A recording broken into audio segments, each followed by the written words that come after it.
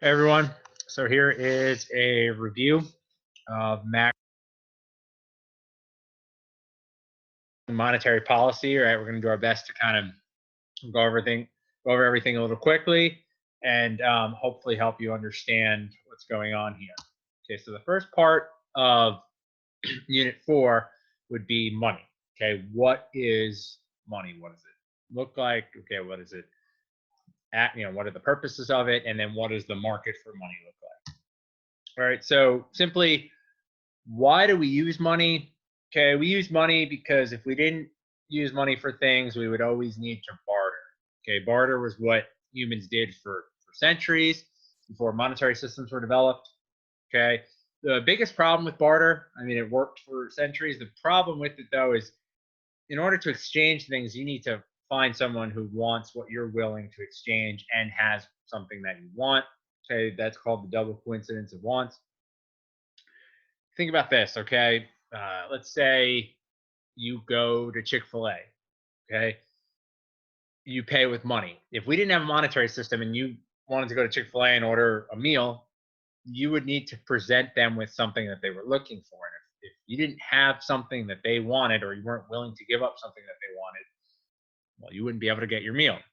So that's why we use money. Okay, it takes place of the barter system. All right, so in terms of the definition, what is money? Okay. Generally, if someone was to say money to you, you would think of dollars, coins, stuff like that. Money can be anything that is generally accepted as payment for goods and services wherever. Okay. It's not wealth, it's not income, it's whatever people accept for goods and services. There are two types of money. Okay. There's what's called commodity money. That is something that acts as money. Okay. But also has value in itself. Gold can act as money, silver, but it also has value on its own. Cigarettes, that's an example from jail. Okay, for years in jail, cigarettes are what inmates use as money. The other type of money is what is called fiat money. Fiat money is something that serves as money, but has no value on its own. So the best example of fiat money would be paper money like we use in the United States. It serves as money because it's widely accepted. However, if it was to stop being accepted, it's not worth anything on its own. Those bills are not worth anything on their own. They're worth something because people are willing to accept it. But if something was to happen and our entire money system was thrown out, those bills would be useless. So there are three functions of money. Okay, three things that money does for us. We've already talked about a medium of exchange. It allows us to exchange things. Okay, we give money, we get something in return. We create something, we give it to somebody, we get money in return. Money also acts as a unit of account. What does that mean? It means you can use this thing, money, to assign value. You can say this is worth $50. This is worth $10. You're using it to assign value to something. And then the last thing is store of value. It allows you to store it and use it in the future. Okay. So what is it that backs the money supply? Currently, nothing. Except the fact that the promise that it'll be paid. Okay. This is often called crystallized trust. Okay. There's no gold standard. There was for a couple hundred years. There's no longer a gold standard. Our money is not backed by anything except for trust in the fact that the government will be there and the government will say, this is our currency. We accept this. You are to accept this. So what is it that makes money effective?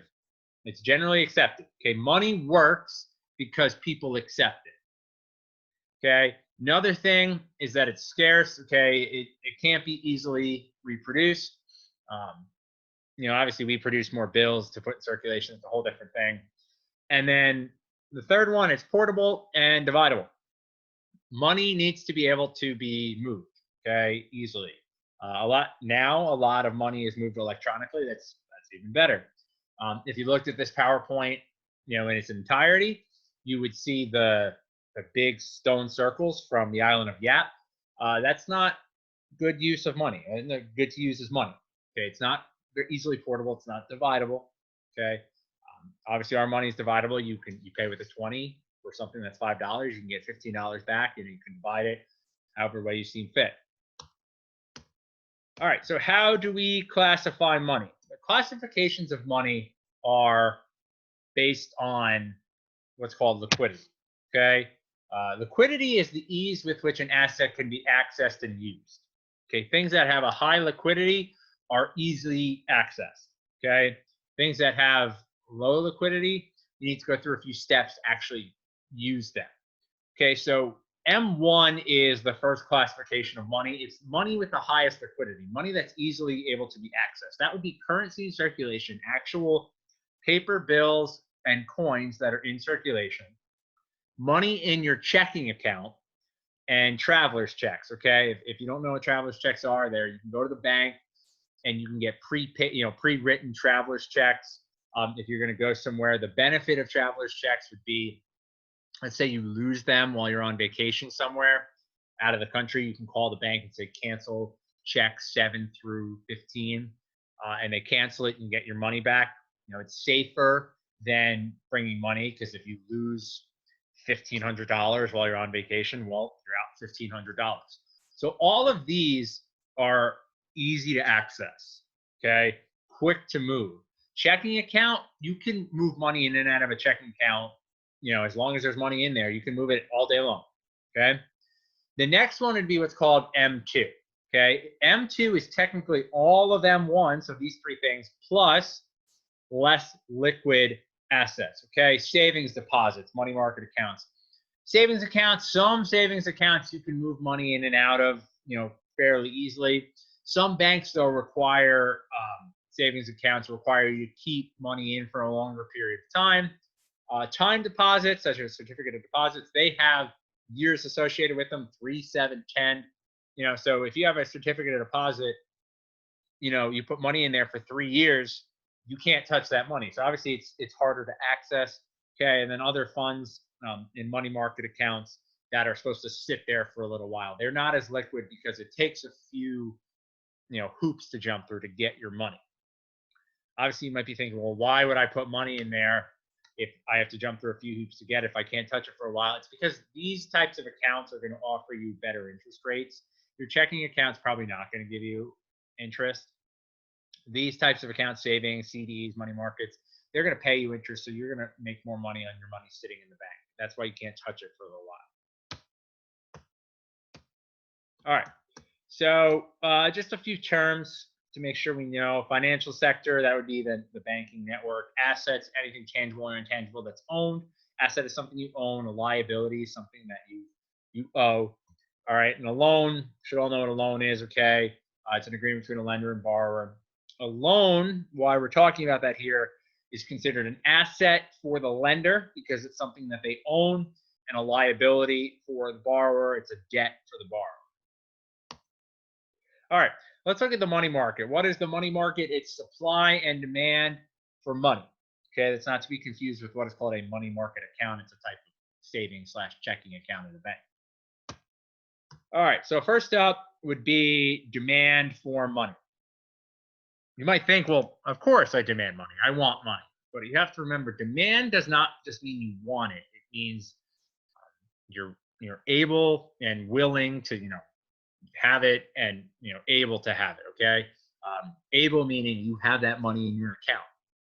So there's two main reasons why people demand money. And when I say demand money, I don't mean I want money in my in my checking account. Demand money means I need money, physical money, like dollar bills, coins, stuff like that, to use. So the first is transaction demand for money. You're going to have demand for money to use it to buy things. Okay. You're going to need cash in your pocket or money in your checking account to be able to buy things, buy lunch, pay your bills, stuff like that. Okay, that's why you're going to have a demand for money, other than putting it in your savings account. The second one would be asset demand for money. Some people want physical money because they trust it more than other assets. Some people prefer to have physical money rather than putting in a savings account, checking account, stuff like that. Okay, so this is just going over the fact that there's an inverse relationship between the interest rate and the quantity of money demanded. The interest rate being what can they pay you, okay? What will the bank pay you if you let money sit in a savings account? So the lower the interest rate, the more likely you are to have money. What does that mean? What does that look like? Let's say the bank is willing to offer you a 7% interest rate for putting your money in a certificate of deposit, which is actually pretty good. You're willing to put that money in a CD rather than keep it in your checking account, knowing full well that you can't touch it for 3 years or 7 years or 10 years, whatever type you want, because you're willing to make that extra interest, or you want to make that extra interest. Okay, so what does that mean? It means our money demand curve is downward sloping, like a regular demand curve. So there are 3 things that can cause the money demand curve to shift, okay? And the shift is going to look like a normal demand curve shift, a movement to the right, a movement to the left.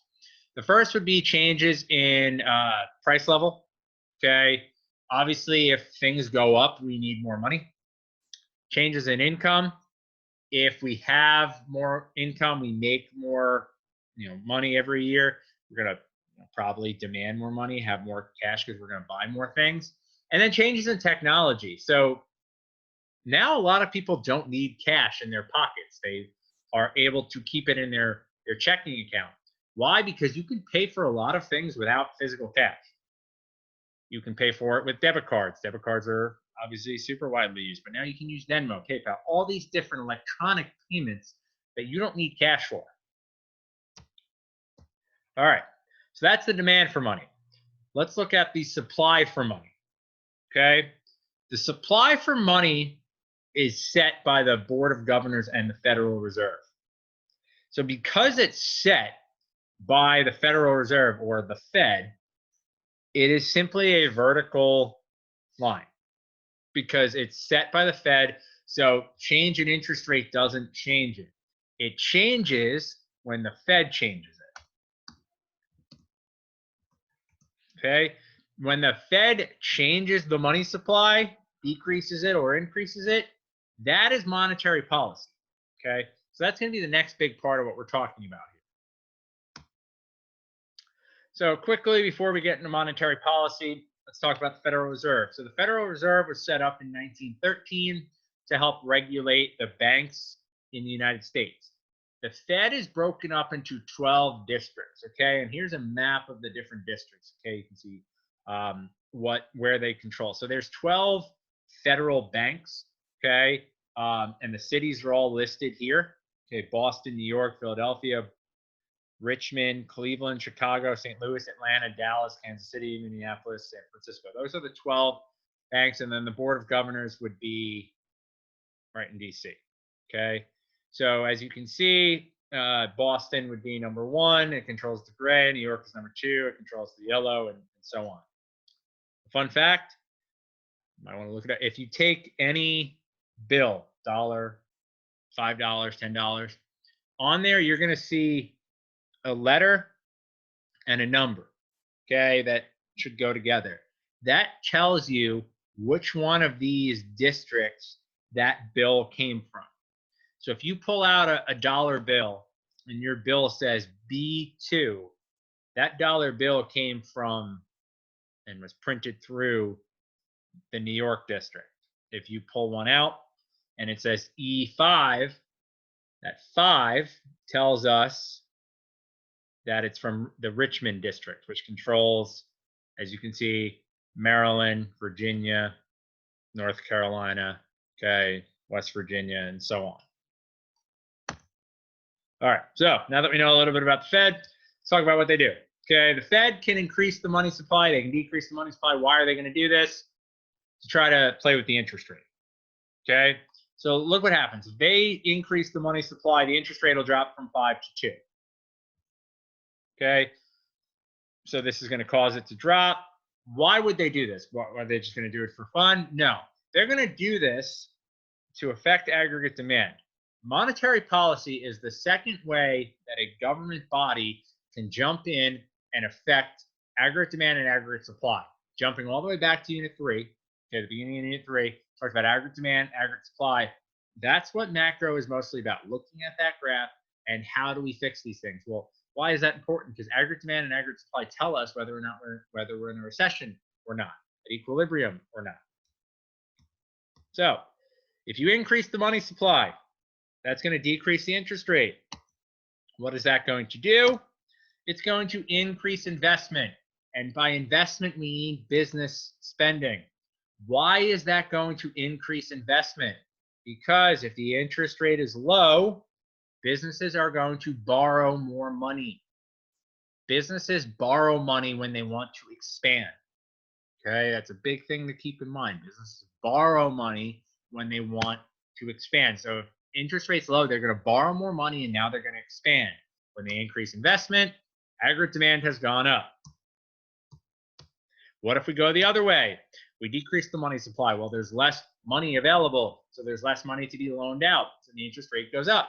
What does that do? Has the opposite effect. It's going to decrease investment. What does that do? Decreases aggregate demand. Okay, so now hopefully you understand how these are tied together.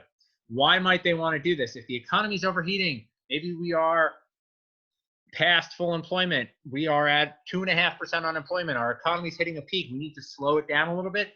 Let's pull some money out of the economy. Let's slow it down a little bit. Okay, just make sure we don't peak, so we crash so hard we don't overheat. All right, so big thing here is what is called fractional reserve banking. Okay, fractional reserve banking is when banks hold only a small portion of deposits to cover withdrawals. Okay, that means when you go to the bank, you put in $1,000 and you say, I want to open a checking account, here's $1,000. The bank doesn't hold that $1,000. They hold part of it and then they loan out the rest. They're not loaning out your specific money, they're loaning out money in general. You're still able to access your money. They're not required to keep every cent that you put there in their vault. They can loan some of it out. Okay, so why is this important? This is important because A, this is how money is created, and B, this is what we use for what are called bank balance sheets, which we're going to look at next. All right, so a few terms in order to understand bank balance sheets. First, demand deposits, that would be money deposited in an account. Required reserves, the percent that the banks must hold by law. Okay, the Fed says banks must hold 10%. Banks must hold 12% of money that is put into the account. Excess reserves would be the amount that the bank is allowed to loan out. That would be the opposite of this, right? So if you put $1,000 in, let's say 100 is required, excess would be 900. Okay, these two will equal demand deposits. And the balance sheet's a record of bank assets, liabilities, net worth. Okay, so as we're looking at fractional reserve banking, okay, let's look at that in action. Let's say you deposit $1,000 in the bank. If the reserve ratio is 10%, okay, that means the bank is only required to hold 10% of that 1,000, which is 100. They're free to loan out the other 900. They loan that out to Bob. Okay, he takes a loan of 900. He goes and he spends that money. Okay, that money then works its way back into a bank, and so on and so forth. Okay, again, they have to hold 10% of it, so they can only loan out 810. Boom. All right, what we've actually done is we've created $1,710 of new money into the economy. This is how money is created. Yes, money is physically created by printing, but money itself, money in the economy, is created by loans. And this is how it's done. And a big part of that is fractional reserve banking. So you use that to get what is called the money multiplier. This is different than the multiplier from Unit 3. The multiplier from Unit 3 was the spending multiplier. If you change spending by this much, it'll snowball to this. This is if you change deposits and loans by this much, how much will it become? So how do you find the money multiplier? 1 over the reserve ratio. Reserve ratio is 10% here. That doesn't mean 1 over 10. You got to move the decimal over. That would be 1 over 0.1, which comes out to 10. So in order to figure out how much new money are we going to create? Well, we're going to create a total. We're going to have a total of 1,000 times 10, which is 10,000, which is creating 900 times 10, 9,000 new dollars into the economy. All right, so let's look at a bank balance sheet. Okay, so this is something that the AP exam likes to ask you about. It'll ask both multiple choice and FRQs about it. This appears on the AP exam fairly often. Okay, whether it's multiple choice or FRQ. So you always have two sides: assets, liabilities. You just learned those terms mean assets are things that they own, liabilities are things that they owe. Okay, these two sides always equal each other, or they're bank balance sheets. Okay, so it's balanced because the two sides must be equal. So if the bank is holding no excess reserves, how much is the required reserve ratio? Okay, so they don't have any excess reserves. They've already loaned out all their money in bonds. They're holding 500. They have no excess, so they're holding the minimum. 500 is what percent of 5,000? 10%. So the reserve ratio there is 10% or 0.1. All right, so let's do some practice here. So we have our bank balance sheet. Okay, it doesn't total it up for us, but we can do that quickly. 2,000, 3,000 is 5,000 plus 5,000, 10,000 plus 15, 25,000, 20 plus 5, 25,000. Okay, good. We're balanced. All right, now let's say after, we're balanced, Bob now deposits $1,000 into this bank. What is the required reserve ratio? This bank has $2,000 as required reserves. It tells us the demand deposits are 20,000. So what percent of 20,000 is 2,000? The answer is 10%. So when Bob deposits this $1,000 into this bank, what's going to happen to the M1 money supply? The M1 money supply is actually going to stay the same. Why? Because M1 is cash and checking accounts. So he takes cash and puts it into a checking account. Nothing new is changed for M1. How much is the required reserves of this 1,000? Well, we figured out that the percent is 10, so it's 10% of 1,000, 100. So we add 100 into our required reserves, and we get 2,100. How much is now in the excess reserves? Well, 1,000 goes into the required. We have 900 left. Put that in the excess reserves. Our excess reserves are now 3,900. So how much can the bank initially lend out? Of the $1,000 Bob deposited, they can lend out $900. That's excess. They are allowed to lend that out. Okay, so what is the maximum change that can happen to the money supply from this deposit? So the answer there is an increase by 9,000. How do we figure that out? We take how much can be lent out, which is 900, and we multiply that times the money multiplier. What's the money multiplier? 1 over the reserve requirement. Reserve requirement is 0.1. So 1 over 0.1 is 10. 10 times 900 is 9,000. All right, let's look at another bank balance sheet, or the same bank balance sheet with another problem. This time, Bob withdraws $3,000. So what's going to happen in the M1 money supply? Nothing. Why? Because it goes from a checking account to cash, both in M1 already. How much are the required reserves? Okay, you might say, well, the $3,000 is going to come out of excess. Yes, but the required reserves are going to change. Why? Required reserves are going to go down to 1,700 because that $3,000 comes out of this 20,000 in total. This now goes to 17,000. So we're only required to hold 10% of 17,000. So this becomes 1,700. This 3,000 is loaned out. This becomes 1,700. 300's moved down there. All right, let's say Bob burns the money for some reason. what is the maximum change in the money supply? Obviously, this is a weird example. This is just to make a point of what happens if you truly get rid of money. It'll decrease by $30,000. Multiplier is 10. Okay, he withdrew 3,000, took 3,000 out. Multipliers, so 3,000 less that they can loan out. So 3,000 times 10, 30,000. There you go. All right, so let's look at monetary policy, which we've talked about. Okay, changing the money supply. And the reason we just went over the bank balance sheets is because that's how the money supply is changed, by loaning money out, stuff like that. How is that going to affect 3 different graphs? All right, let's look at the supply and demand for money first. Let's say you want to stimulate the economy. What are you going to do? You're going to increase the money supply. What does that do? It lowers the interest rate. Well, what does lowering the interest rate do? Causes more investment to happen. What does more investment mean? Means aggregate demand is going to go up, which means our quantity is going to go up, our prices are going to go up, our GDP is going to go up. Let's look at the opposite way. The Fed takes money out of the economy. What does that mean? Interest rate goes up. When the interest rate goes up, less investment. When there's less investment, aggregate demand falls. What does that do? It lowers our GDP. Why might we want to do this? Because we're trying to slow the economy down. You might say, well, why would they want to slow the economy down? Okay, they want to slow the economy down to fight inflation.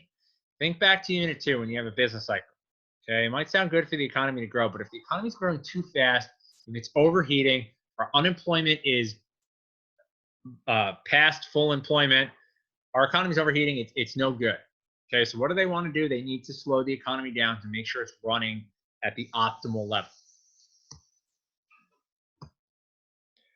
All right, so how does the Fed do this? We've been talking about, well, they take money out, they take money out, they take money out.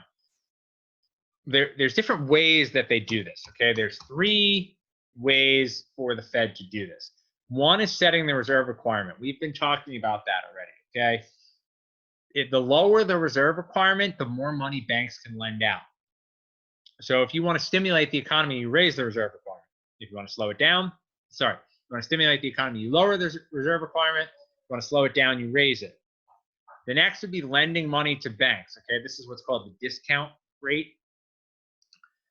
If you give more money to banks at a lower rate, okay, so let's say a bank loans out more than its excess reserves. How do they get to their excess required reserves? They have to borrow money from the Fed. If the Fed charges them a very low interest rate on the money that the bank is borrowing from the Fed, and they know, okay, I can loan out money and make more money on it, it's more enticing to loan out more money. So a very low discount rate actually encourages banks to loan more money. And the last one, and the most common used one, would be what is called open market operations, which is buying and selling bonds, which we'll look at. All right, so the reserve requirement, we've talked a lot about it.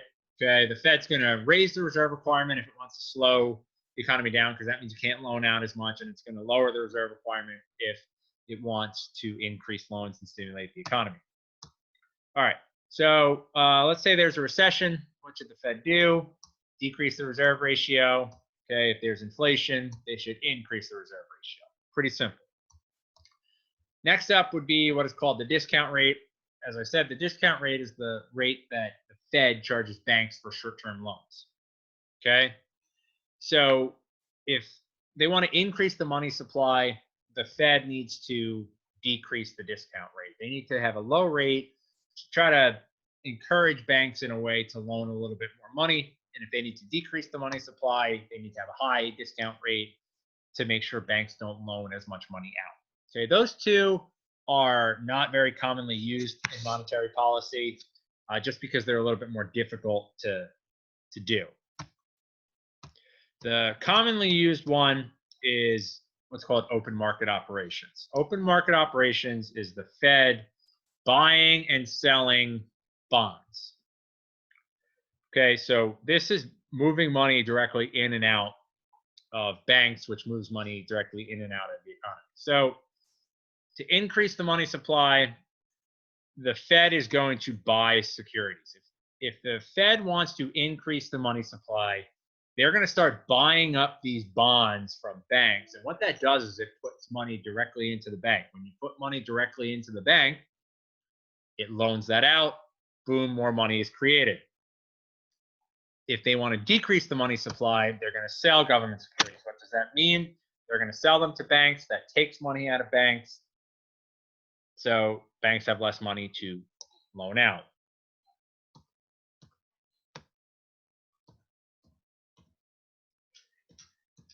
All right, so let's do a little bit of practice. If the reserve requirement's 0.5 and the Fed sells $10 million of bonds, what's going to happen to the money supply? Keyword here is sells. Money supply is going to go down. Okay, it's going to go down 20 million. How do we know? 1 over 0.5 is going to be 2. 2 times 10, 20 million. That's how much is going to go down. Reserve requirement's 0.1. The Fed buys $10 million worth of bonds. What's going to happen? Well, we know it's going to increase because they're buying. 1 over 0.1 is 10. 10 times 10, 100 million.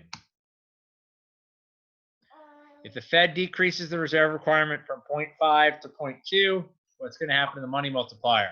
The money multiplier is going to go up. Why? Because 1 over 0.5 is 2, and 1 over 0.2 is 5. Okay, so the lower the reserve requirement, the higher the multiplier. All right, next up is what is called the federal funds rate.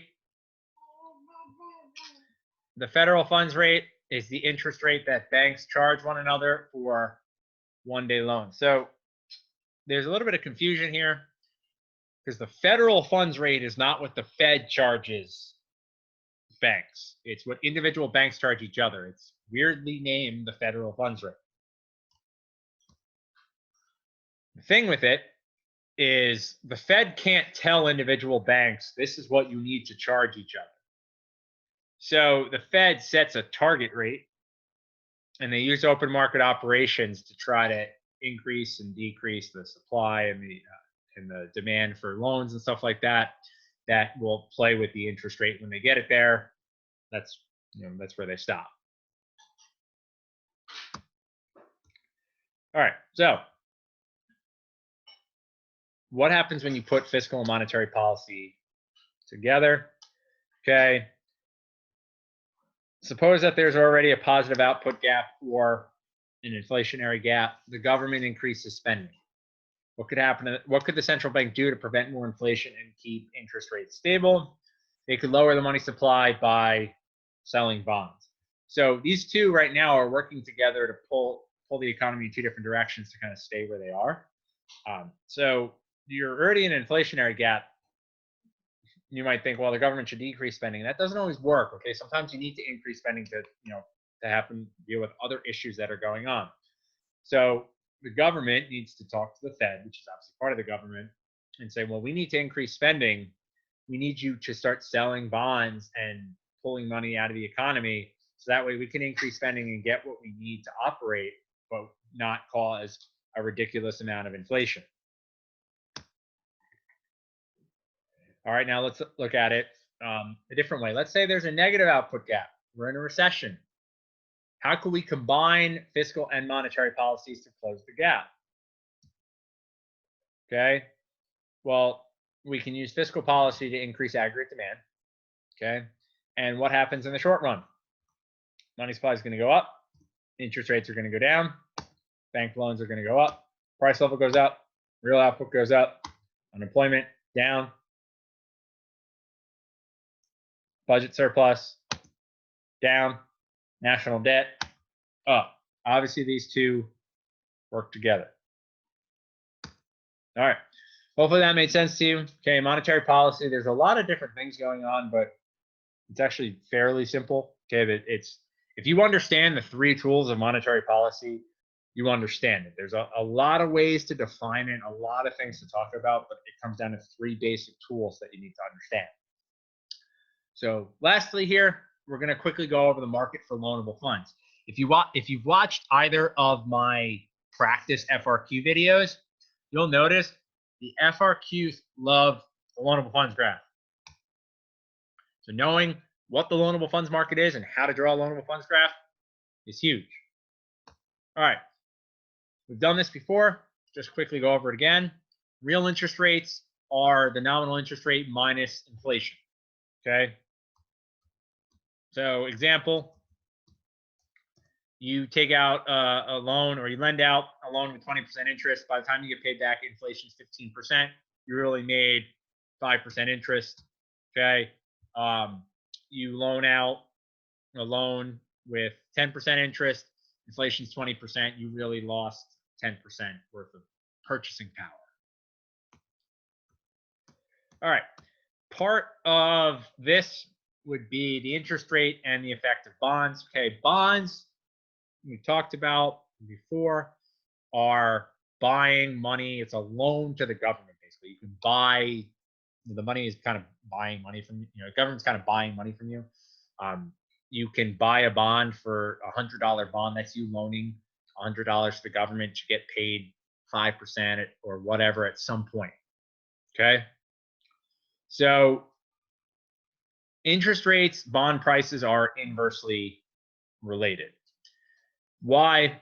If right now there's high interest rates, you are enticed to loan money to the government. Loaning money to the government is buying bonds. If interest rates are low, you're better off buying a bond from somebody who's looking to sell their older bond. Okay, so interest rates and bond prices are inversely related. All right, so let's look at the loanable funds market. Okay, the loanable funds market is the market for borrowing money. It's the supply and demand for loans. Very simple. Demand, downward sloping. Supply, upward sloping. It is a regular supply and demand graph.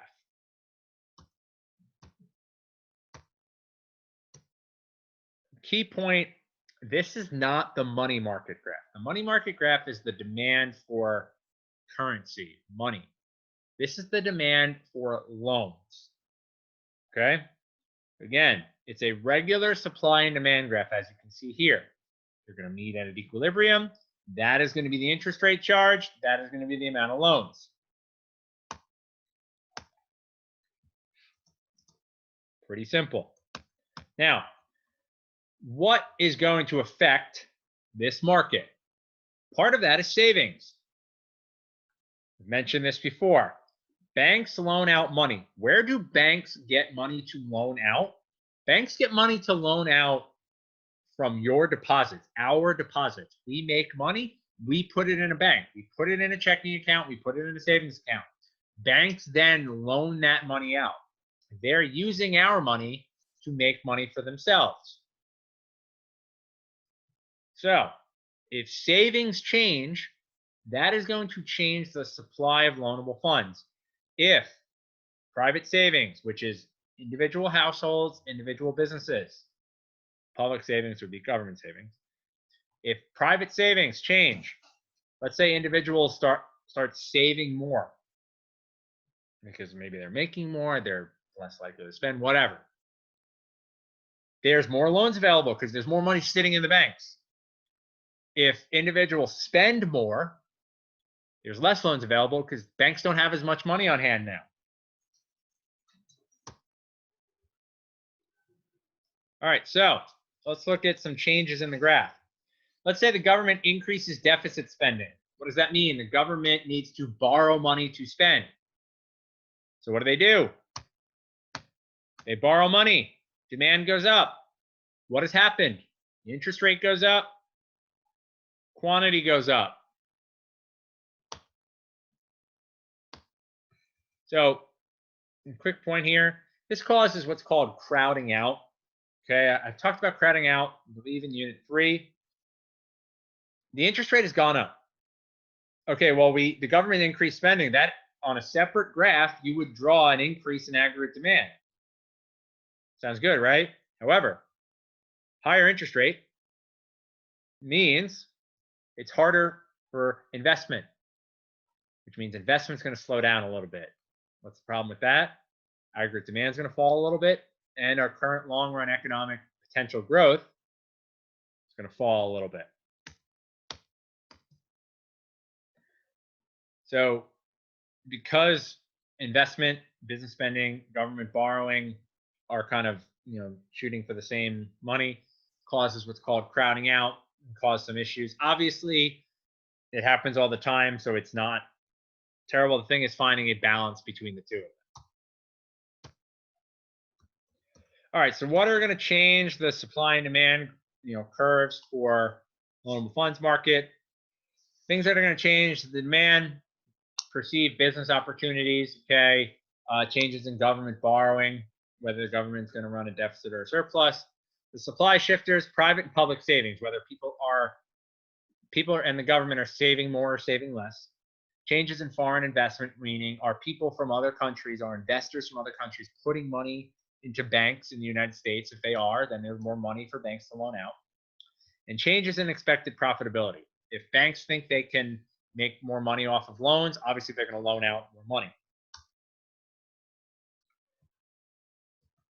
All right, so if there's political instability, okay, this has happened before in other countries.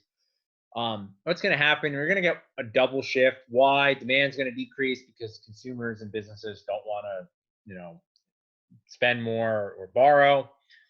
Supply is going to decrease as well because people are going to take their money out of that country. So obviously that's going to be a major issue. This is, political instability. People are afraid of the government.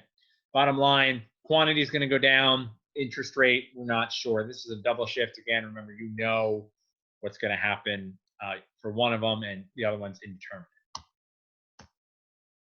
All right, so let's look at crowding out a little bit more. Okay, so assume the government increases deficit spending. All right, we've already talked about that. What's going to happen to the demand for loanable funds, real interest rate, private domestic investment? Government borrows more money. Boom, interest rate up, quantity up. Demand, because the demand for loanable funds has gone up.